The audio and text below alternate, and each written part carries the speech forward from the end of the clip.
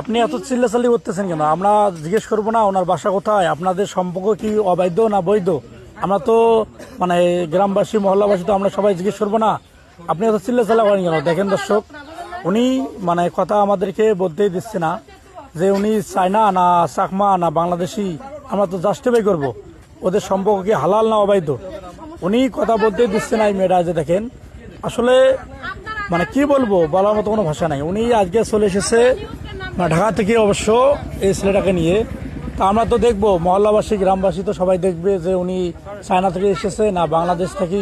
তো আমরা তো সবাই দেখবো ওদের সম্পর্কটা কি অবৈধ না বৈধ। উনি কোনো কথা বলতে দিচ্ছে না। যে দেখেন, এই ঘটনা ঘটেছে ফুলবাড়ি থানা কাশীপুর কলেজ মোড় কালিটারিতে এই ঘটনা ঘটেছে অবশ্য আজ সকালবেলা। তো মেয়েটা কথা বলতেই দিচ্ছে না।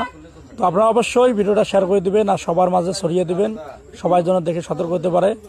আসলে এই মেয়েটা আসলেই মনে করেন যে কথা মানে কাউকে বলতে দিচ্ছে না, এমন একটা অবস্থা। আপনাদের সম্পর্ক যদি অবৈধ মানে বৈধ হয়ে থাকে তো অবশ্যই আমাদের সমস্যা নাই। আমরা তো দেখবো আপনাদের সম্পর্ক, আমরা দেখবো না? তো বন্ধুরা দেখেন, তো এইরকম ঘটনা আপনাদের এলাকায় যেন না হয়, সবাই সতর্ক থাকবেন। ধন্যবাদ।